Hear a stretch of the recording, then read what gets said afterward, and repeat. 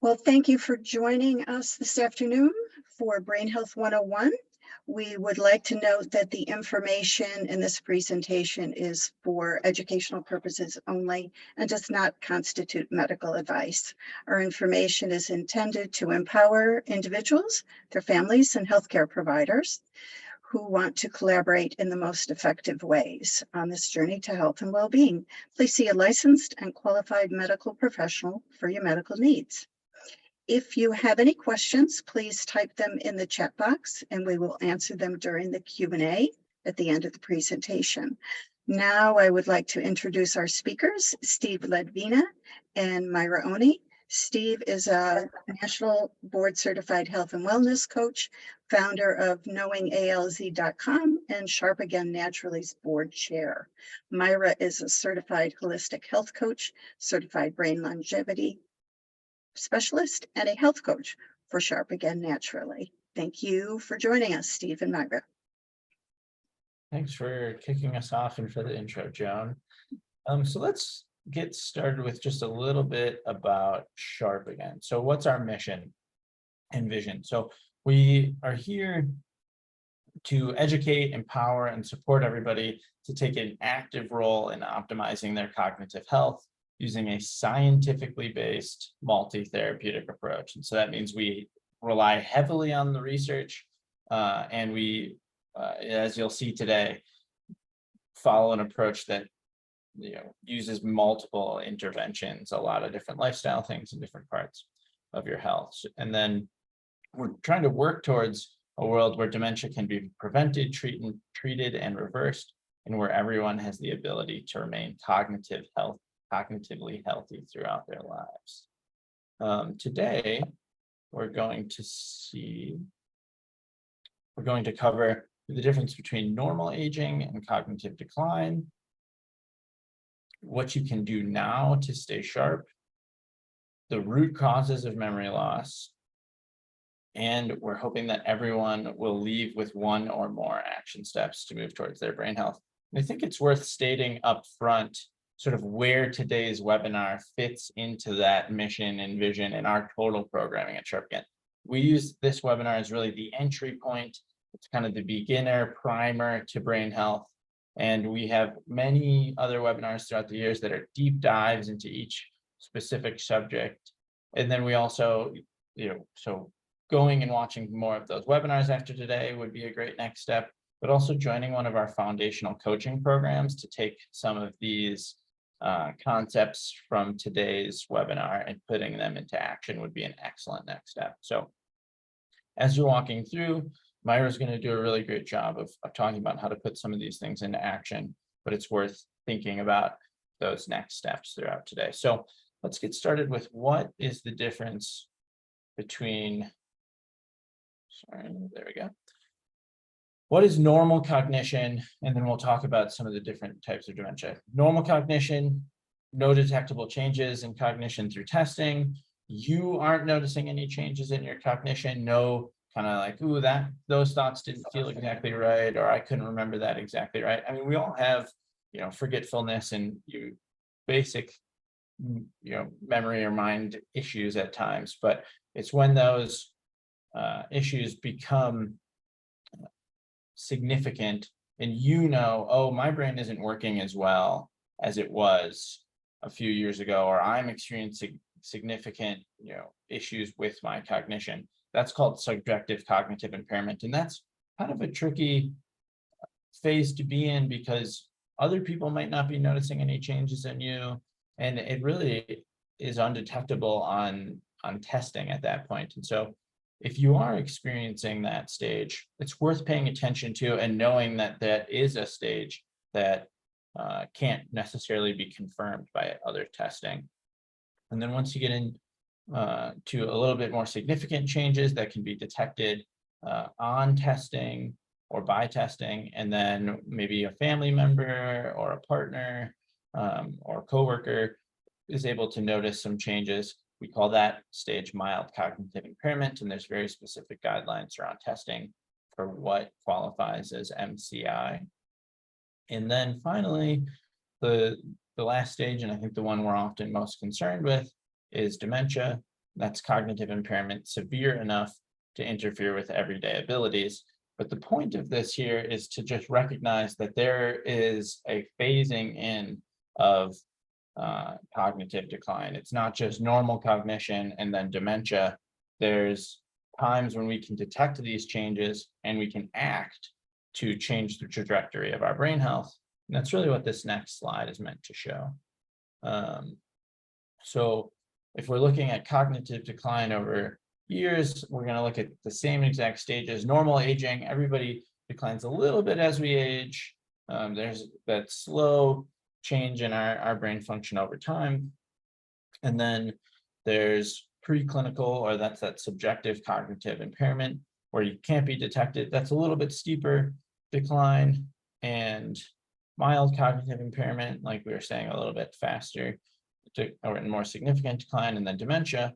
But the goal is to prevent, slow, and stop. And we really want to take this. Let's see if I can get a pencil. Okay, never mind. I'm clearly not a avid annotator of the PowerPoint, so I will not attempt that. The idea is really to flatten the curve. We want to take these downward curves, and through the lifestyle prevention, lifestyle intervention, and other means of prevention or slowing reversal, we can take those downward curves and flatten them, slow the decline, and maintain a high quality of brain health for much longer. All right.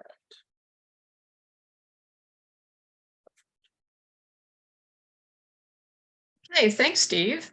So what we're actually talking about here today is being able to switch to a prevention mindset. All right. So if you notice that you are having subjective cognitive impairment, which means that you're noticing some things that are not working quite right, but it's nothing that is affecting your life or that other people notice, that's the perfect time to start switching to a prevention mindset. Actually, earlier is better, but this can be your first signal. It's time to start listening to a prevention mindset. So, because it used to be that when you went to a doctor and someone went to a doctor and they got a diagnosis of dementia, the doctor would say, hey, you know what, there's nothing we can do. Go home and get your affairs in order. And still today, although that's changing a little bit, it really hasn't changed that much. And so what happened when someone got that message? Well, there was a lot of fear around that, right? Fear because, oh my gosh, I'm going to lose my memory. There was a lot of denial. No, this is not something that's happened to me. I'm not going to let it happen.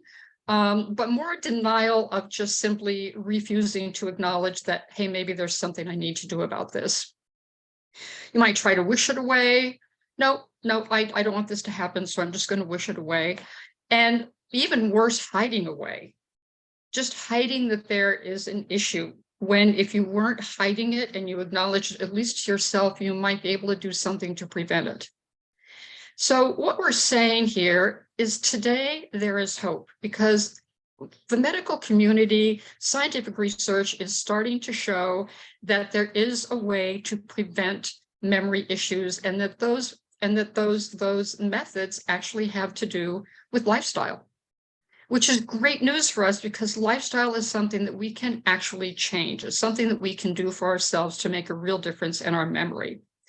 So we're living longer. So this is very important, right? You want, with Steve's slide showing the gentle decline, well, we're living longer, so that decline is more likely to happen if we're not paying attention. We are focusing on prevention because, as I said, we know many of the causes of memory loss, and they are lifestyle. They're lifestyle causes. So there's something that we can actually do something about. Okay. So what I'd like you to do, you might have gotten this sheet. You might have downloaded this from Joan's email or from the website. And this is basically a worksheet that we'd like you to be using today. And if you didn't do this, that's fine. If you could just grab a piece of paper and a pen or pencil, what we'd like you to do for the rest of our workshop is, as we are talking, we're going to be presenting a lot of information and ideas on things that you can, steps that you can take to help your brain health now. We'd like you to use this space and really take notes on things that come up for you, okay? On something that you can say, oh, yeah, no, there's something that I think I can do. And just jot it down on your piece of paper, because we're going to be working with this information later on.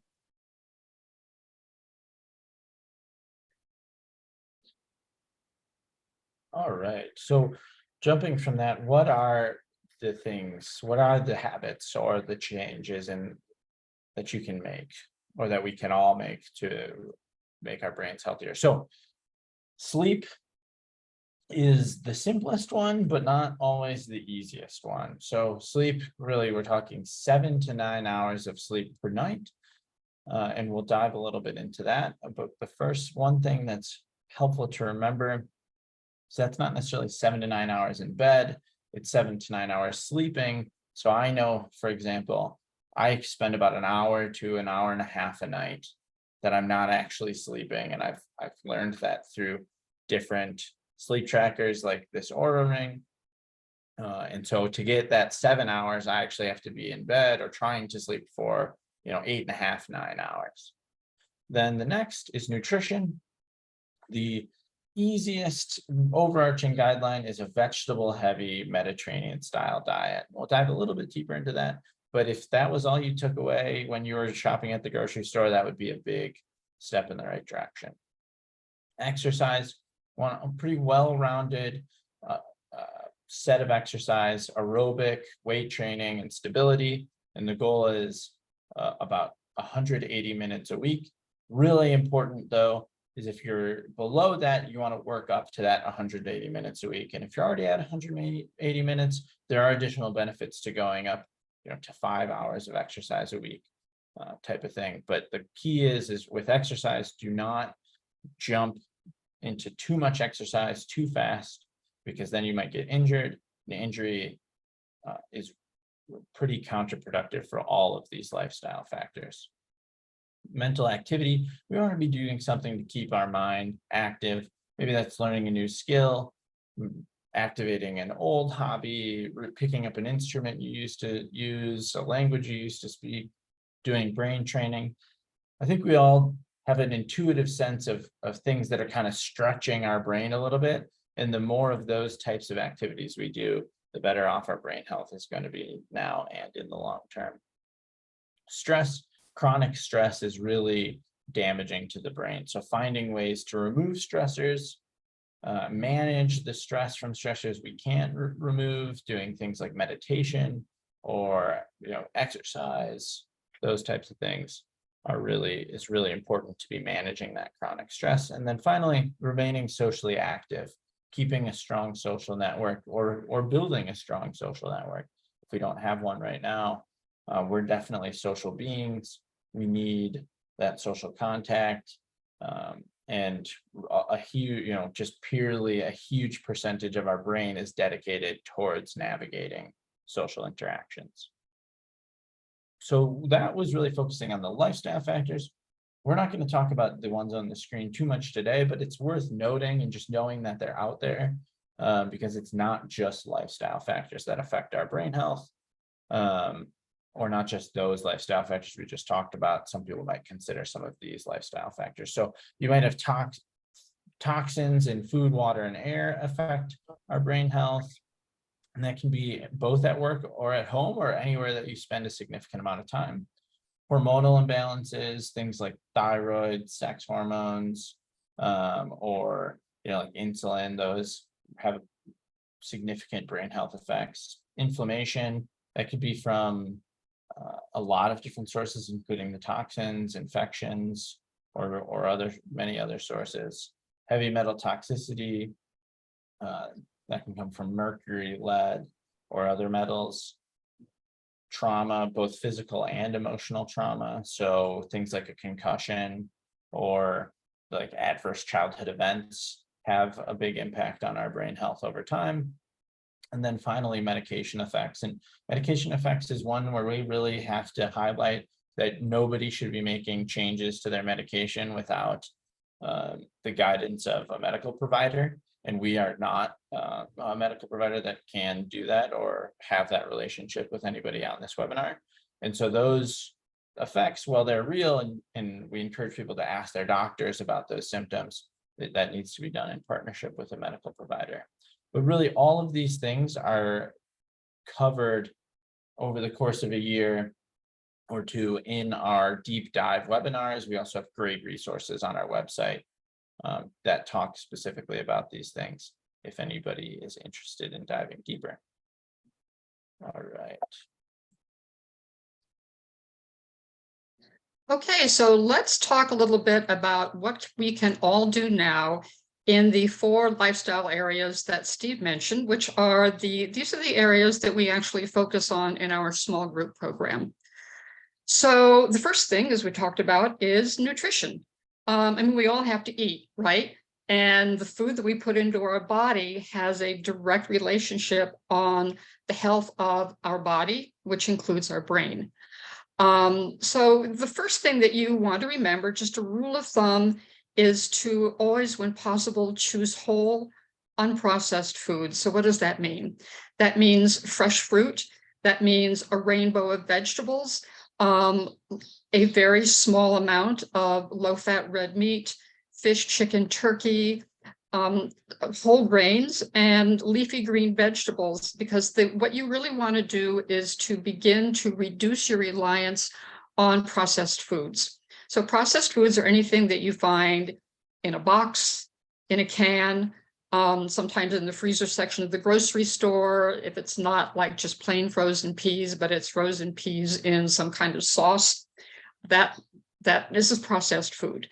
And yes, they are very convenient, and sometimes it's wonderful to be able to say, oh, I'll take this can and we'll have this for dinner. But really to not rely on that.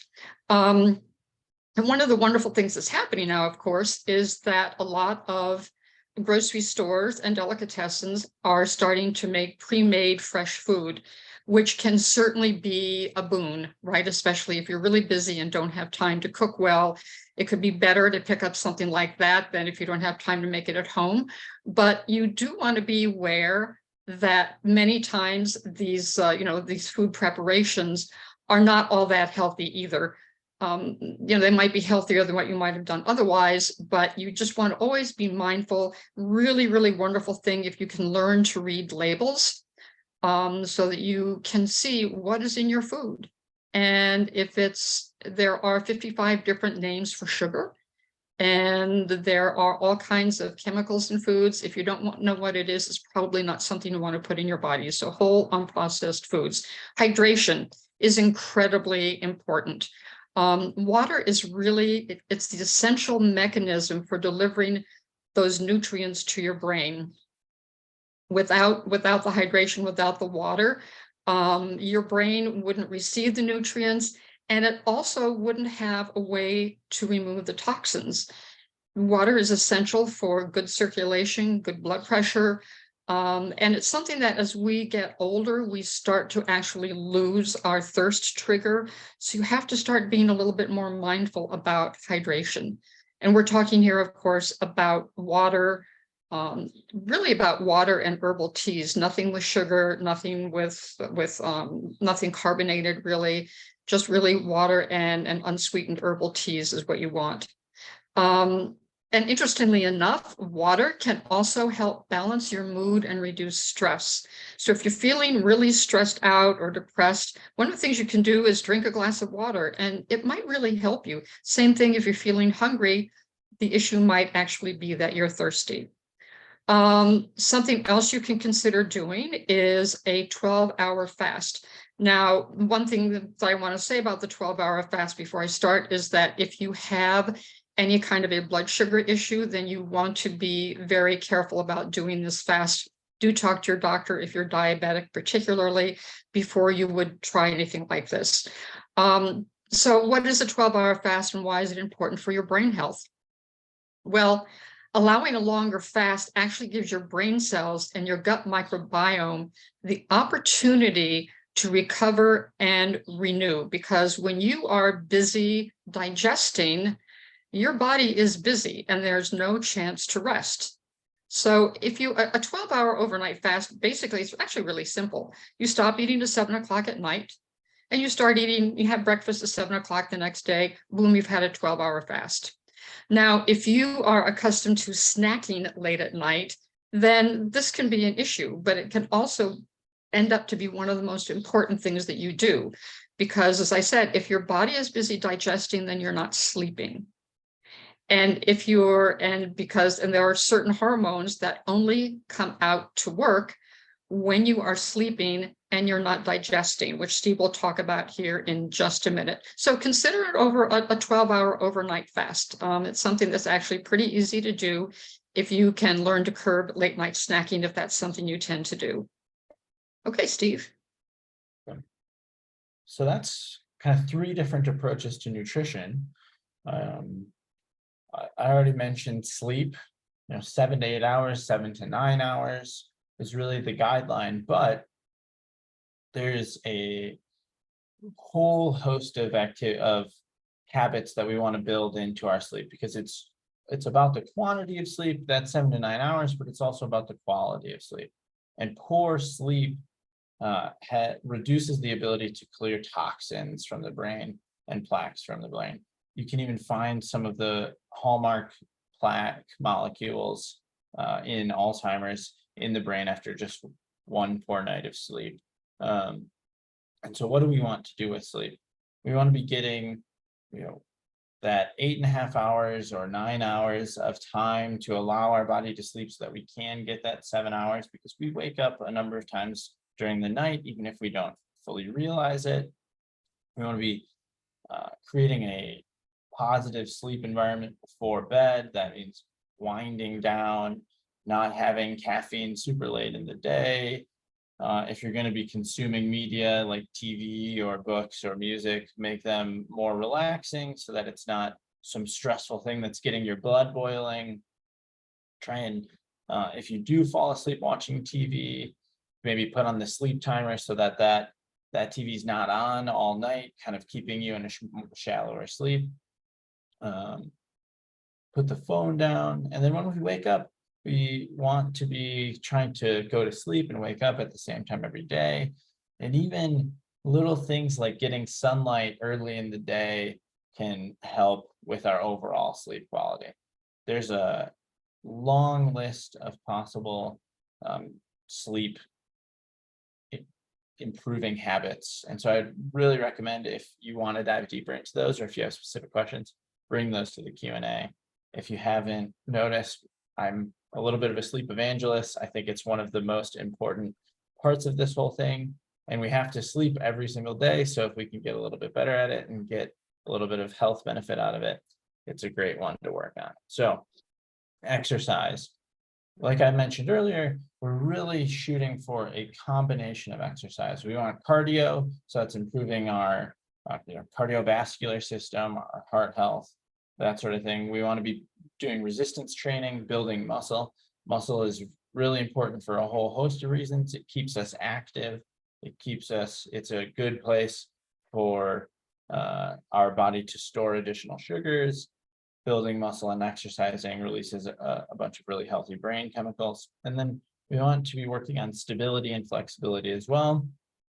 One, because it has things like yoga or Pilates have a great mind-body connection and directly improve the brain on their own, but because those types of exercises, stability and flexibility, in conjunction with resistance and cardio, help prevent injury and falls. And one of the most harmful things that can happen to our brain and overall health is a fall, especially a fall resulting in an injury, because it knocks us off the ability to do all of these healthy things. It's harder to eat well, it's harder to sleep, it's harder to exercise, it's harder to socialize if we do have those injuries.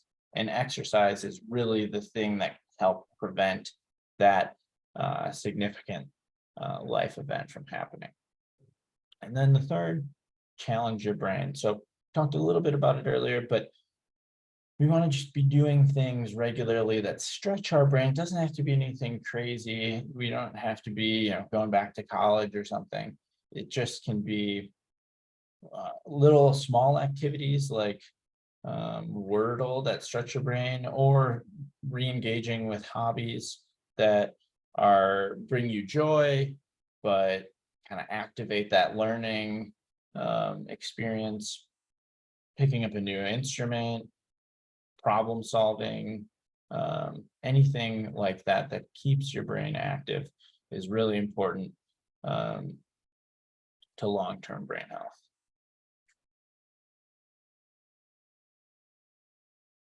Okay, so something else to give you some more ideas. And I hope that while you are listening to this information, you are jotting down things on your paper, because we are in a minute going to do a little exercise, and this information, what is important to you, what you're getting from this is going to be crucial to that. So socialization. One of the things that we have discovered, and especially brought out during the pandemic, is how important it is to socialize, because humans, we're social beings, and our overall health really depends on social interactions and on having a sense of purpose, which sometimes we get through these social interactions. Many studies have linked social isolation to developing dementia. So what can you do to help if you're not a social person, what are some things that you might begin to start doing to increase your contact with other people? Some ideas are you can perhaps think about something that you enjoyed doing when you were maybe pre-pandemic or when you were younger that you might revisit. You could consider doing something new that you've always liked to do, like a volunteer work at a library or a school. Sometimes it can be more personal. Perhaps you're caring for a grandchild. Basically ways that you can get out and interact with other people. And especially if they give you a sense of purpose, the socialization is extremely important. So next is managing stress. Okay, so managing stress is obviously, we all have stress. We're just going to have it. So really what we're talking about is, how do you manage it? How do you deal with the stress you have? And I just want to talk for a moment about two different kinds of stress. So there is actually good stress. And good stress is the stress that gets you from point A to point B. It gets you to an appointment on time. It is the little bit of stress that helps you finish a project. That's temporary stress. And once we get to that appointment, the project is done, the stress goes away. Chronic stress is stress that happens, that is always with you.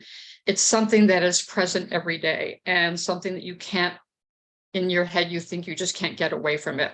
So it's managing chronic stress that we're really interested in. And this is something that we talk about in the small group program, are different ways to manage stress. There are breathing exercises, there is meditation, there is reframing. There are many different ways that you can handle stress. And why is this important? Well, it's important because scientific research has shown that stress contributes to a myriad of health problems, including high blood pressure, weight gain, headaches, anxiety, digestive issues, and insomnia. Because actually, when you are under stress, there are biochemical changes that happen in your body that causes inflammation. And inflammation, as we are now coming to understand, is the underlying cause for pretty much all chronic health conditions, including memory and dementia problems. So managing stress, what are some ways that you think you might be able to do that? So don't delay. Start now in starting to make some of these changes, because the earlier you start to make changes, the better. And also, one of the things about delaying decisions is they're like an energy drain. Okay, a delayed decision is something that is just draining your energy, and it's causing stress, and it may be even causing you to not socialize or to not eat the way that is really, really good for you. Because you start ruminating. Okay, you start ruminating and say, yeah, I think I should do that. I know that would be good for me, but I'm not sure that I can do this, or I want to do this. So really make decisions, don't delay, start now. And we're talking here specifically, of course, about brain healthy lifestyle changes, because now is the time to start. And now is the time to start to create a sustainable change in your life. Long-term changes really create a healthier brain, even just small changes, because small changes add up over time. You start with one small thing, and then you add on something else, something else, something else, and all of a sudden you're noticing that, you know what, this really has made a difference. And this can be hard to do by yourself. It is better if you have a buddy, or if you are part of a group, and also having a system and a community that can help you make new habits can be key, because you can learn how not only to create the habits, but also how to keep them going. That's the hard part. Okay, so now I was talking about a little exercise that we're going to do. This is it. This is sort of the foundation of what we do in our small group program called the Foundational Program. Is we help people focus on lifestyle goals that are going to help them improve their brain health, and then we help them begin to take action steps toward creating those changes. So what I would like you to do if you printed this out, that's fine, or just use a piece of paper, is on the left-hand column, you're going to write down a goal. And I'd like this to be a goal that you can really commit to doing. It doesn't have to be huge, but just something that you really, whether it's something you got during this webinar or something that you have been thinking about. I'd like you to write your goal down here. Now, something that's very important if you're going to actually be able to do it, is you make it specific and realistic. So let me just give you a short example.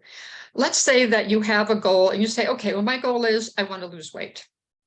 Okay, great. But that's not specific, and your brain loves to be specific. Your brains love to be specific. It loves to have deadlines. It loves to know where the lane is. So let's say your goal is, I want to lose weight. Okay, how would you make that more specific? Well, you might say, okay, I want to lose 50 pounds in the next month. So you have specifically how much you want to lose, and you have a time goal, but that's not very realistic. It's going to be too much for your brain to wrap around, for one thing, and for another thing, it's not very healthy. So what if you say, okay, my goal is to lose 5 pounds in the next month. All right, so now it's specific and it's realistic. So you would write down in your goals, my goal is that I want to lose 5 pounds in the next 30 days. And then on the right-hand side, you would write down 3 action steps that would help you reach that goal. And you would think about how not only in nutrition, but maybe in sleep and exercise, you might be able to reach that goal of losing 5 pounds in 30 days, if that's your goal. So what I'd like you to do is we're going to take the next 2 or 3 minutes, and I would like you to write down a specific and realistic goal for yourself. And then in the right-hand column, write down 3 doable things that you can start doing right away to make that goal a reality. And maybe you would do one thing, and then the second thing, and then the third thing, but however it is, it works for you. So I'm going to stop talking, and I'd like you to take the next few minutes to fill out your worksheet.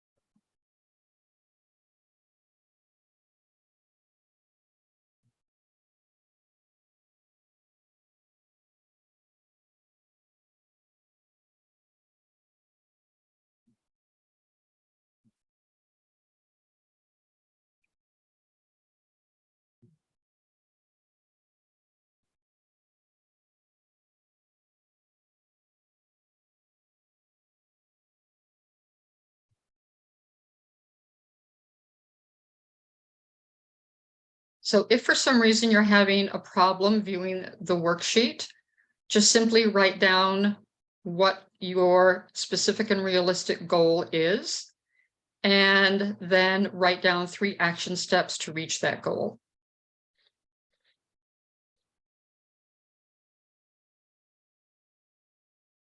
And just take about 1 more minute to complete this.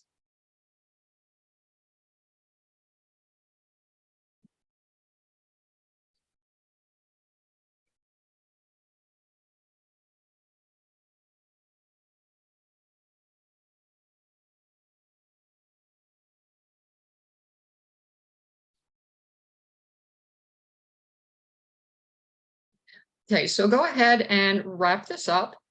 And what I would love, absolutely love, is if you would like to share what your goal is, can put it in the chat, because I would love to see what it is you have come up with.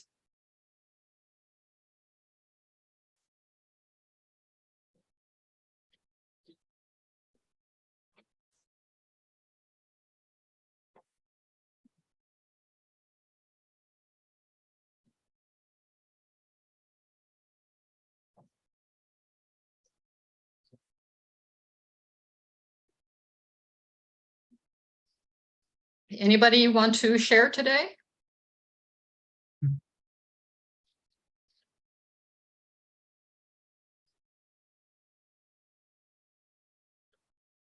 Okay, so Entley says be exposed to more light earlier in the day. And Linda says she wants to sleep better. Okay, those are both really great goals. Steve, you have anything you want to say? No. I think those are both great goals, and I know mine is working on sleeping better.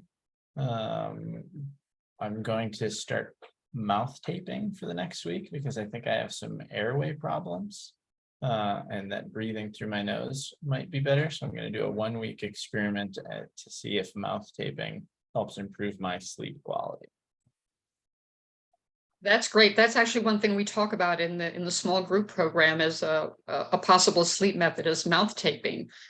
Oh, and I see get outside and do some gardening, exercise more, daylight.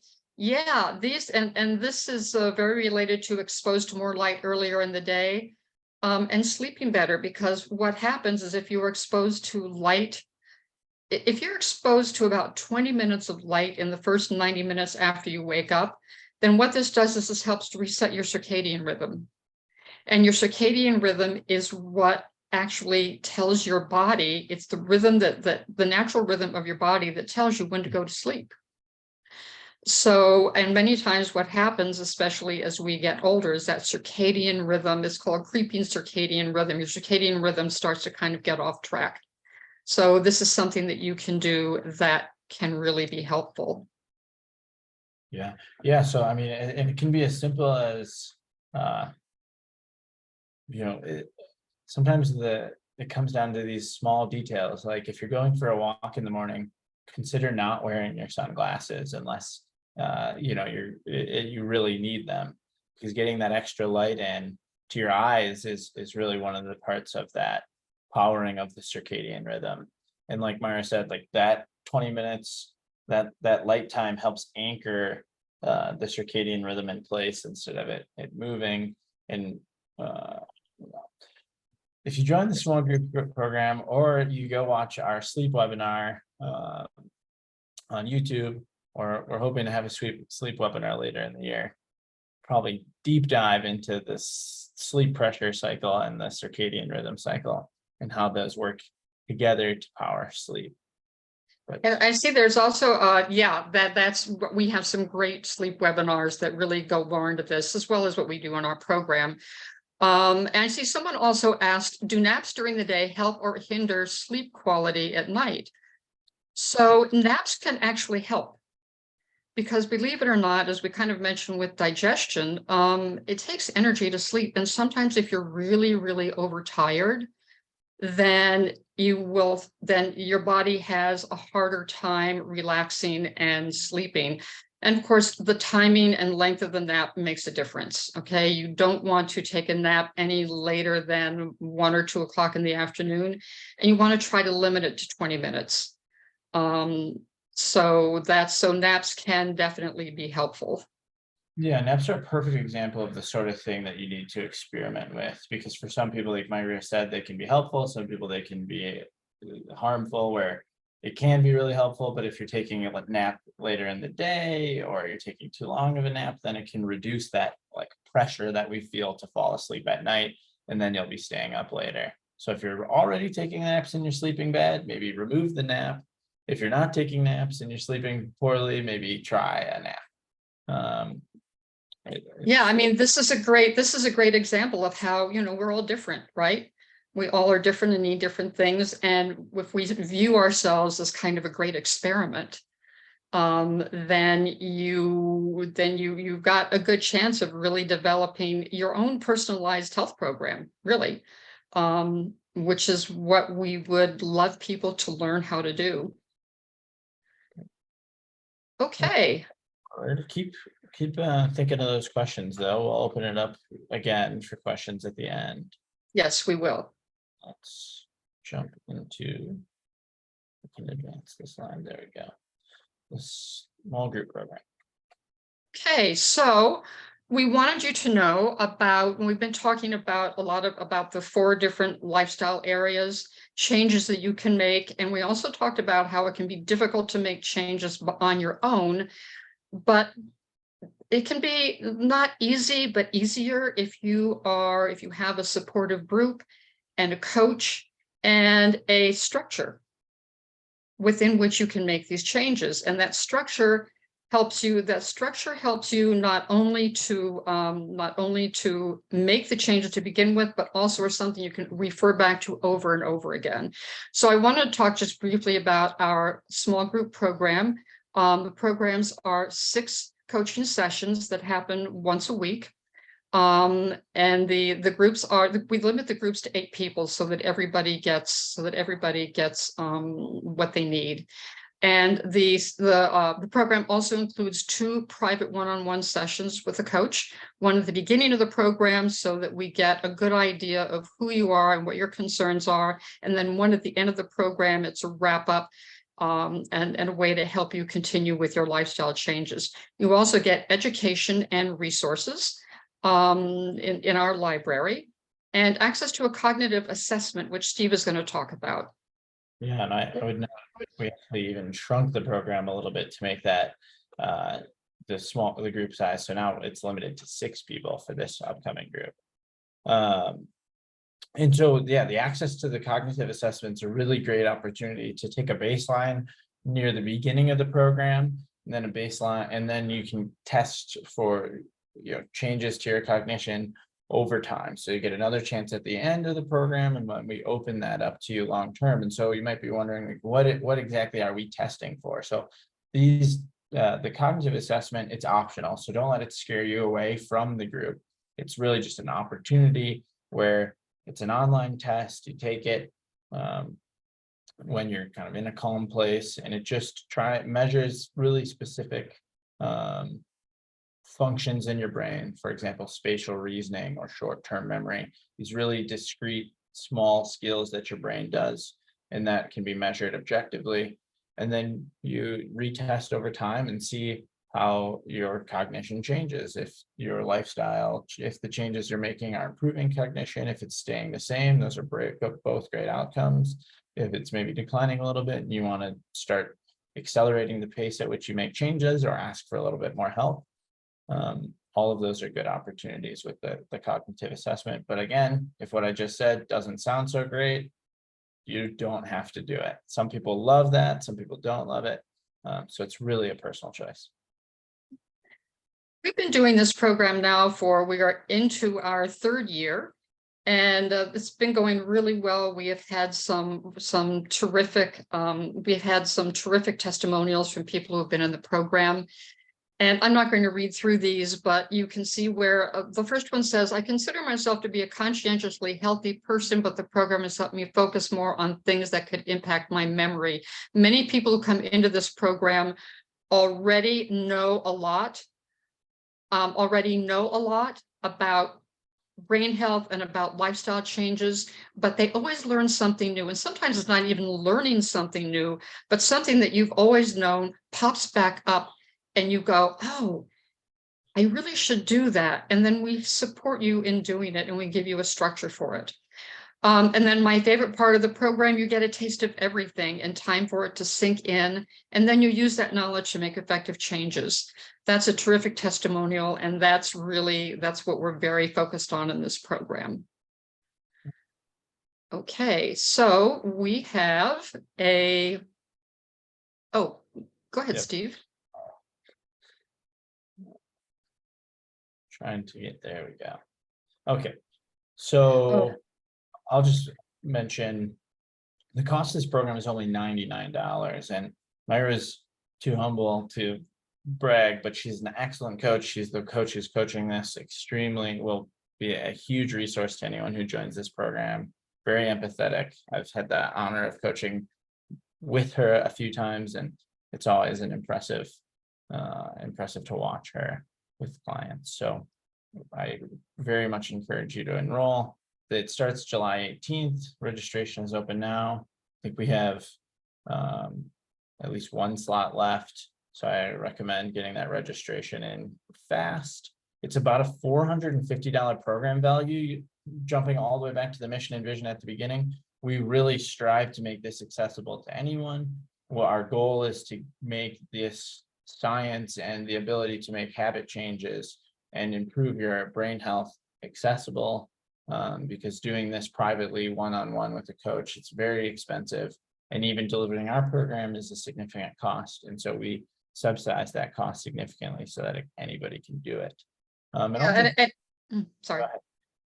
No, I just wanted to say that this is a perfect example of, how we were talking earlier about making decisions and just going ahead and stepping in and making a decision to do something that is going to help you. It's not a huge investment in either time or money, but it can be a huge investment in your brain health. So if you've been thinking about doing something like this, or you've been, you've been excited about something you've heard here, then we would love to see you as part of one of our programs. And we have one starting on the 18th.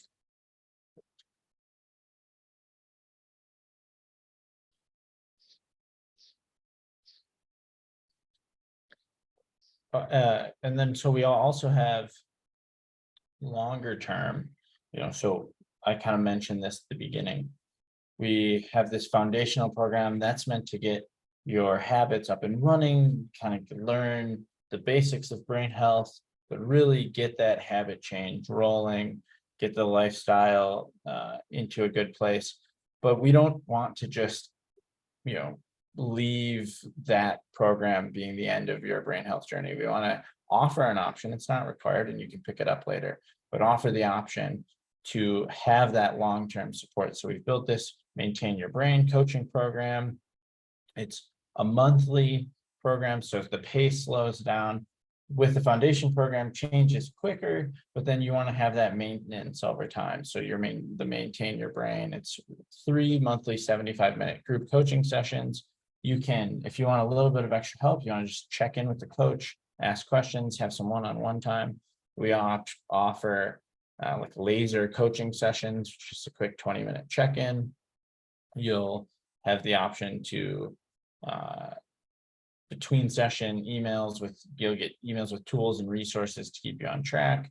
And then we also have a private Facebook group for asking questions, asking a group for resources, sharing resources, and just general support and conversation. Right. And I just wanted to say that this group is only open to people who have taken the foundational group. So if you are on the webinar and you have been in one of our foundation groups, then we would love to have you consider joining the 3-month program that starts on July 13th. And Joan, in her follow-up email, will send a link for that as well. And finally, I've mentioned a bunch of times, there's a whole host of great resources that dive deep into all the things we've talked about today on sharpagain.org. I recommend signing up for our email list if you haven't already joined. because we send a lot of great resources out as newsletters. Join or refer somebody to the programs we just talked about. If they're not a good fit for you, a lot of us have loved ones who are dealing with memory issues or who are concerned about it and would benefit from these groups or webinars. And then we really can't do any of this without our donors. Our donors are the lifeblood of the organization. They allow us to deliver these programs at zero cost, like the webinar today, or greatly reduced cost, like the foundational program. So if you have the ability, you can donate at sharpagain.org. And finally, we'll open it up to questions. If anybody has those, I see a few things in the chat. So, Joan? One Go ahead. One question was, can you suggest some good brain exercises and games? Yeah. So a lot of the, I think a principle I didn't mention, which I'm sort of surprised about now that I didn't, is the number one thing with like brain exercises or exercise is really to like find the thing that you'll actually do and that brings you a little bit of joy so that you'll keep doing it. So that's why I often talk about like exercises as reactivating a hobby, like brain exercises, reactivating a hobby, picking up an instrument you used to play, like something that you're going to love that gives you that feel of stretching your brain. Now, if we're talking specific brain exercises, the most well-regarded platform for that is called Brain HQ. Some people love it, some people don't love it so much.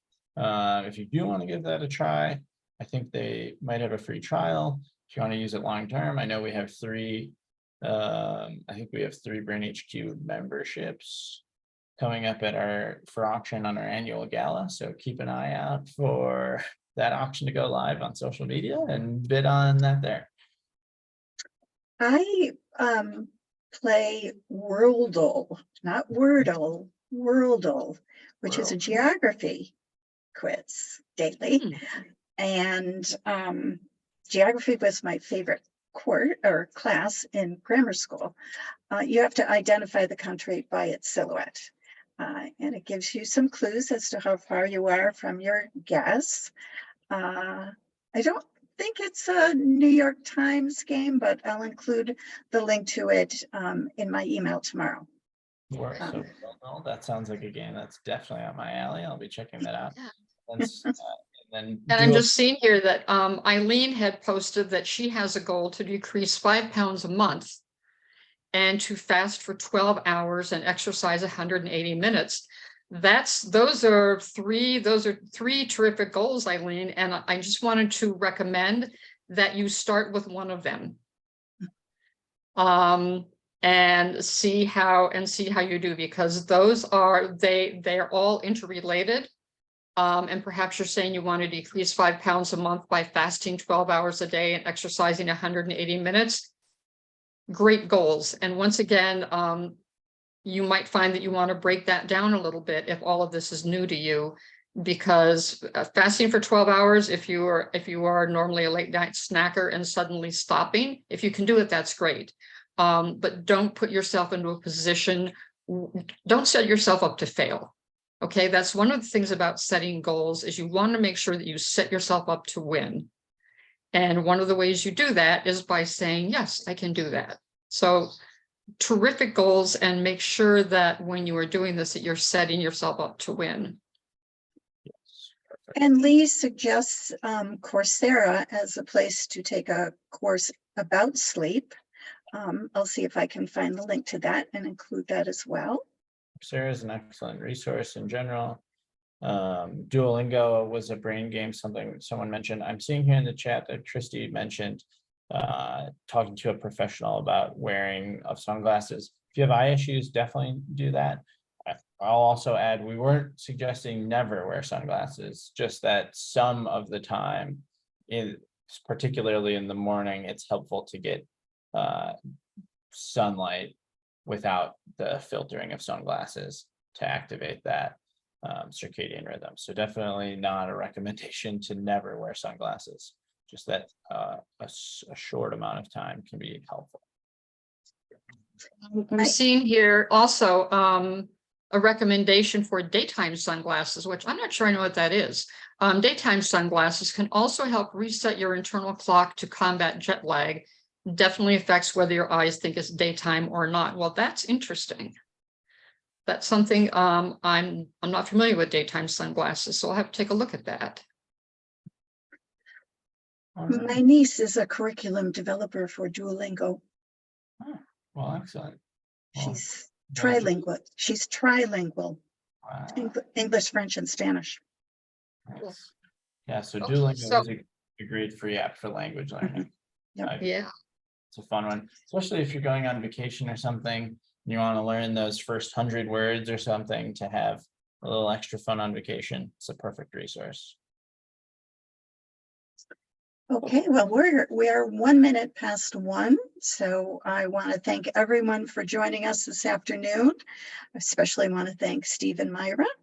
And as I said, the recording will be up on YouTube by the end of today or tomorrow morning, and I will get the email recap out to you all by tomorrow afternoon, if not sooner.